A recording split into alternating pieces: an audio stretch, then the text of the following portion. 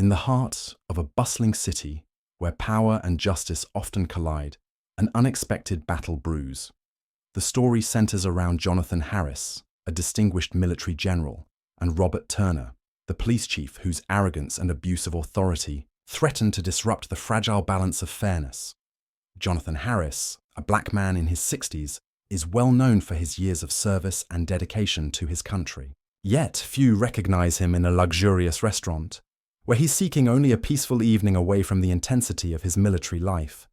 Dressed in a simple yet elegant suit, with silver hair catching the soft light from the chandeliers, Jonathan enjoys the quiet atmosphere, far removed from the world of power he once commanded. He chooses a seat by the window, savoring the view of the vibrant city outside. The restaurant, known for its tranquility and class, often attracts influential people, including the powerful and the wealthy. But tonight, a group of men led by none other than Robert Turner, the city's chief of police, storms in. Turner, a middle-aged white man, exudes an air of arrogance and entitlement. His reputation precedes him, and the people in the restaurant seem to shrink away as he enters. As Turner scans the room, his gaze lands on the table by the window. Jonathan's table. A subtle frown creases Turner's face as he notices the seat, one he believes belongs to him, occupied by the black military general. His frustration builds, and without a word, he approaches Jonathan's table, pulling out a chair and sitting down uninvited. Jonathan, unmoved by the intrusion, calmly looks up at him. "Excuse me, can I help you?" he asks, his voice serene. Turner smirks, looking Jonathan up and down. "I think you're at the wrong table," he says, dripping with condescension. Jonathan raises an eyebrow but keeps his composure. "I've sat here before, and I've never had a problem with this seat," he responds, his calm voice standing in stark contrast to Turner's aggressive demeanor. Robert laughs, but it's a cold, dismissive sound. "Do you know who I am?" he challenges. Leaning closer, Jonathan doesn't flinch. "No, and I don't think it matters." Turner's face hardens, his tone shifting from arrogance to menace. "I am the sheriff of this city, and this table has been mine every time I've come here," he declares, his eyes narrowing. "So I suggest you get up and move to another table, immediately." A tense silence envelops the space between them. The conflict is undeniable. On one side stands the powerful, privileged man who believes he is entitled to everything, including the space occupied by others. On the other, Jonathan Harris, a man who has fought battles on distant shores, carrying a history of courage, equality, and dignity. The battle for justice begins not with fists or weapons, but with a subtle war of words and beliefs. The scene sets the stage for an emotional journey that will test not just Jonathan's resilience, but the very essence of power, justice, and the fight against racism. Will Jonathan stand his ground? Or will this simple encounter at a restaurant ignite a much larger conflict? In the face of adversity, Jonathan's secrets and determination come into play, shaping the unfolding of this powerful narrative. Through his actions and choices, the true message of equality, courage, and standing against oppression will begin to take form, culminating in a story that will resonate with anyone who believes in justice. Thank you for being part of this journey. If this story resonates with you, don't forget to like, share, and subscribe so you don't miss the next chapter in this tale of resilience and justice. The tension in the restaurant grew palpable as diners stopped their conversations, their eyes glued to the escalating conflict between Jonathan Harris and Robert Turner. The once peaceful atmosphere now simmered with the tension of a power struggle. Jonathan, unfazed by Robert's aggression, leaned back in his chair, folding his arms across his chest with a calm demeanor. "I don't think this restaurant has any rules about reserved tables, Sheriff. If I'm wrong, you can have a staff member come and confirm it," Jonathan replied coolly, maintaining his composure. Robert's face turned red with anger. "Do you know who you're talking to?" he sneered, his voice rising. "I don't need the staff here to confirm anything." When I say you have to go, you have to go." Jonathan remained calm, taking a slow sip of his water before responding. His voice was steady but firm. "I respect your position, but your authority doesn't apply here. This is a public restaurant, not a police station. If you're not satisfied, you can ask the manager to handle it." The temperature in the room seemed to drop as Robert's rage erupted. He slammed his hand down on the table, rattling Jonathan's glass.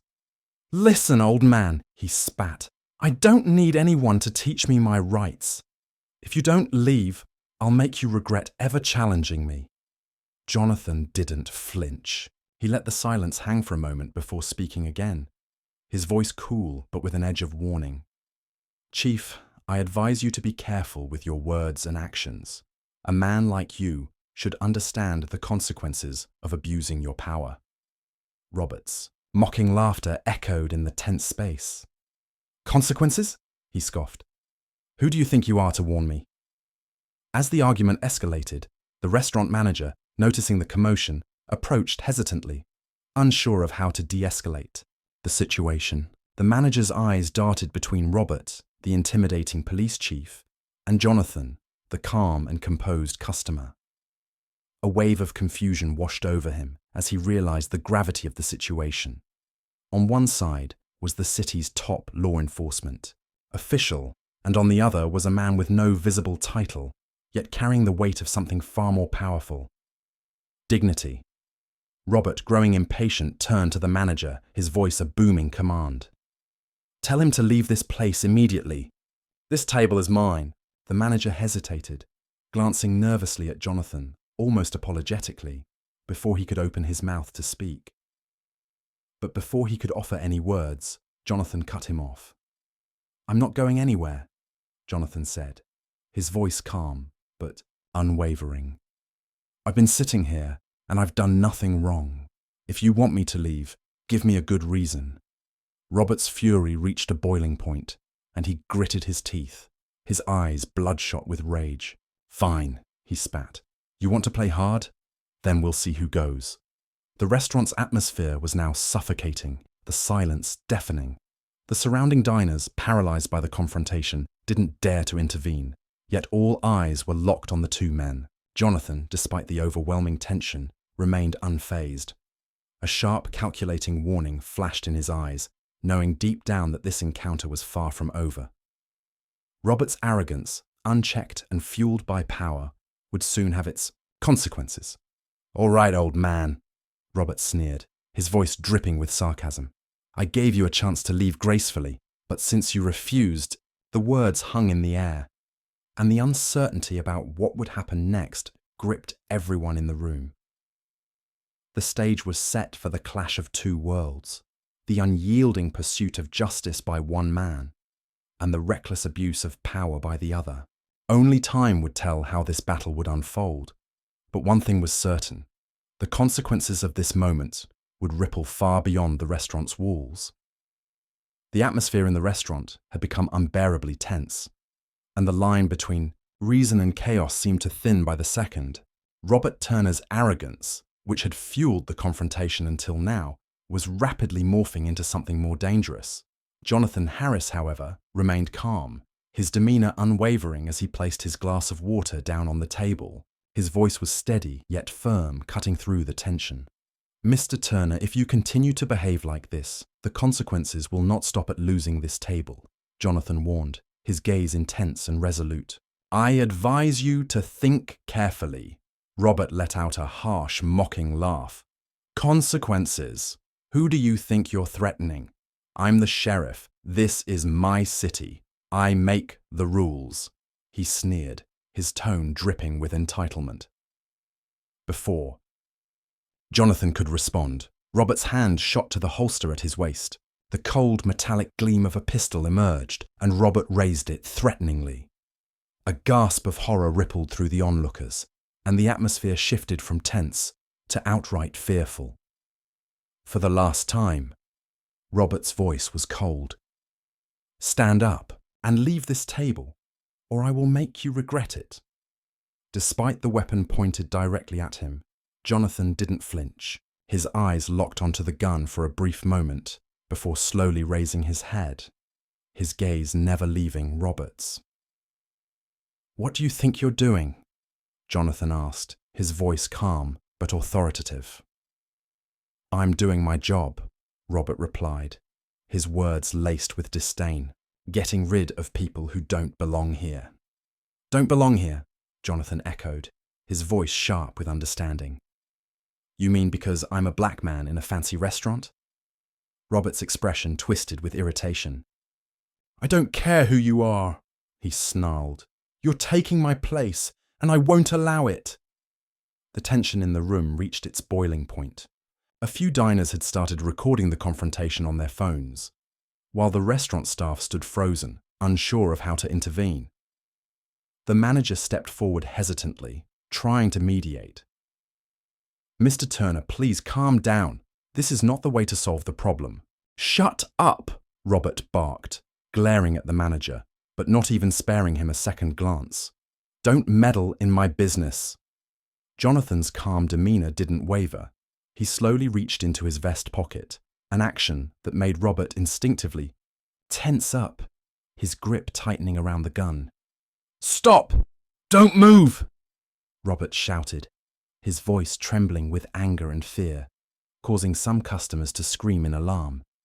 Jonathan, however, remained undisturbed. He pulled out his phone, dialed a number, and held it to his ear. "This is Jonathan Harris," he said into the phone, his voice clear and commanding. "I need immediate assistance. I am being held at gunpoint by a local police officer at a Central Avenue restaurant. Please contact the Department of Justice." Robert froze, his smug expression faltering for the first time. "What did you say?" he asked, confusion creeping into his voice. Jonathan placed the phone down on the table, his eyes locking onto Robert's with a cold, unwavering gaze. "I think you'll get a call from your superiors soon," Jonathan said calmly. "Be prepared." Robert scoffed at Jonathan's words, sneering. "Who do you think you are calling the Justice Department? A stupid old black man. Don't make me laugh." But just seconds later, Robert's phone rang, cutting through the tension. He picked it up, his annoyance evident. "This is Turner," he grumbled, but his expression quickly turned pale as he listened to the voice on the other end. "Mr. Turner." The voice was firm, clear, and unmistakably authoritative. "You have overstepped your bounds. Lay down your weapon immediately. We will send someone to investigate your actions. I warn you, any further action will only make your situation worse." Robert's face drained of color as the reality of the situation hit him. His gaze shifted between his phone and Jonathan, and for the first time, the arrogant police chief was speechless. The complacency that had defined him was replaced by confusion and fear. Jonathan remained seated, his calm, dignified presence standing in stark contrast to Robert's now trembling hands. Jonathan said nothing as Robert slowly lowered the gun, his hands shaking uncontrollably. I don't know who you are," Robert muttered, his voice full of unease. Jonathan stood slowly, walking toward Robert with deliberate steps. He stopped just in front of him, locking eyes with the now defeated sheriff. "I tried to warn you," Jonathan said, his voice like a cold verdict. "But you didn't listen. You brought the consequences on yourself." With those words hanging in the air, Jonathan turned and walked out of the restaurant without a second glance. As he left, the room remained frozen in a stunned silence, the weight of what had just transpired settling heavily on everyone present. Robert Turner, the once powerful sheriff, now realized that his abuse of power had led him down a path from which there would be no return. Things would never be the same again. The events that transpired that night were far from over. The morning after the confrontation at the restaurant, local television stations aired the viral video repeatedly, sparking heated discussions across the city. Journalists questioned Robert Turner's actions, dissecting his behavior and the consequences of his abuse of power. Small protests broke out in various parts of the city, their messages clear and powerful. Justice for Jonathan Harris and no to racism in the sheriff's office. Meanwhile, in a dimly lit office, Robert Turner sat alone, drenched, in sweat. The weight of his actions was becoming unbearable. He had received an urgent summons from the Justice Department. The entire senior staff was gathered, discussing the fallout and how to handle the situation. "Mr. Turner," an advisor began, his voice heavy with concern. "This situation is out of control. We need to make a public statement." Robert slammed his fist on the table. "What statement? I was just exercising my authority. He shouldn't have been sitting there, and I asked very politely.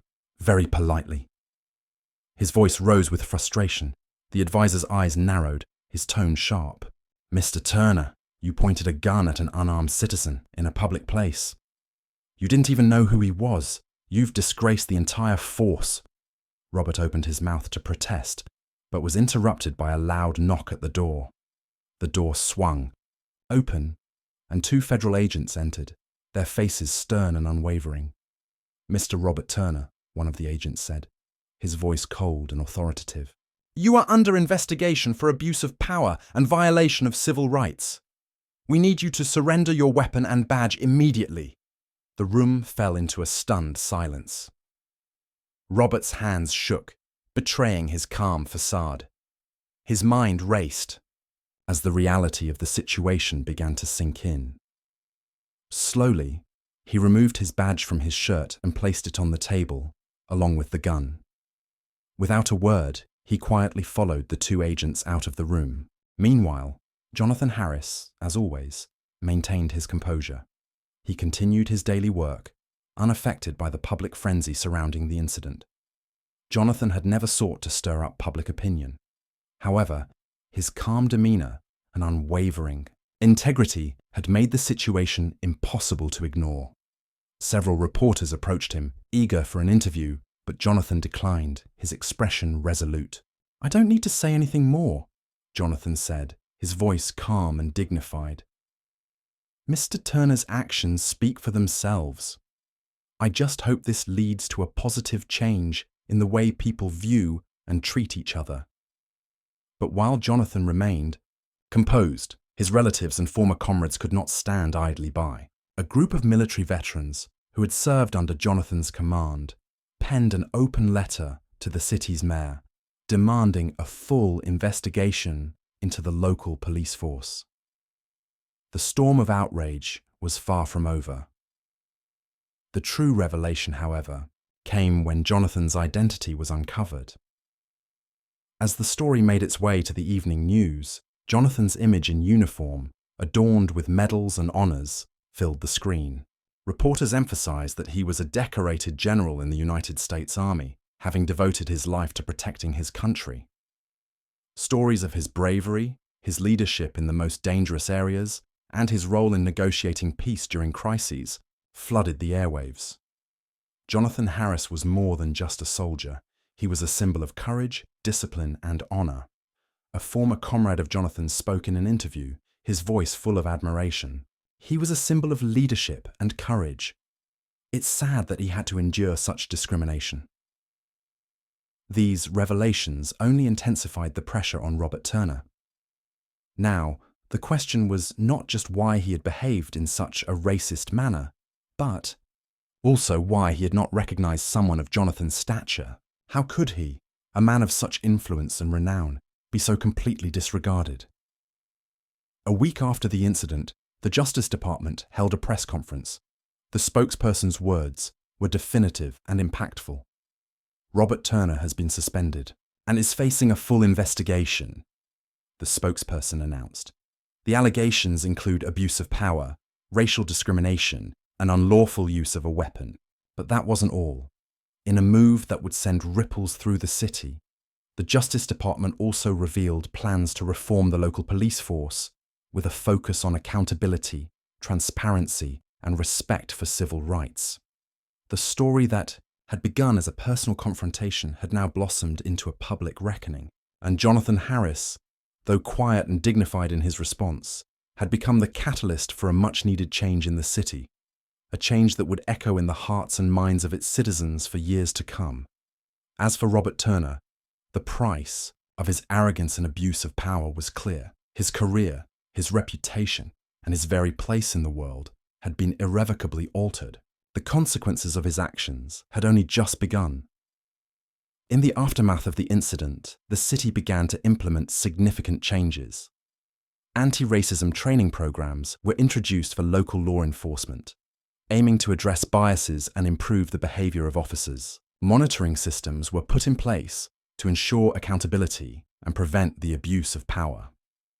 While many citizens welcomed these measures, a large portion of the public still demanded a formal apology from Robert Turner.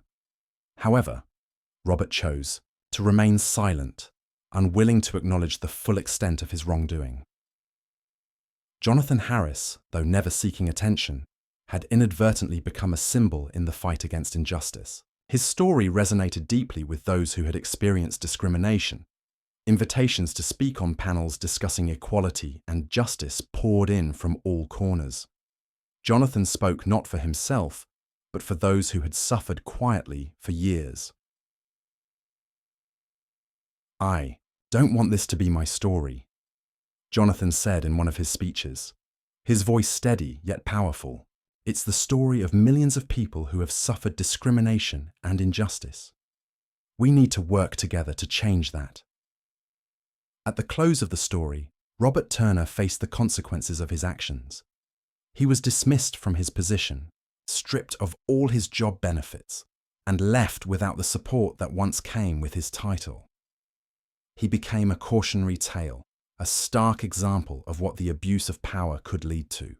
Meanwhile, Jonathan Harris, despite the hardships he had endured, went on to lead a quiet, normal life. He never sought fame or recognition, but his actions had sparked a change that would endure. His story became a beacon of inspiration for millions, a reminder of the importance of fairness, determination, and courage in the face of adversity.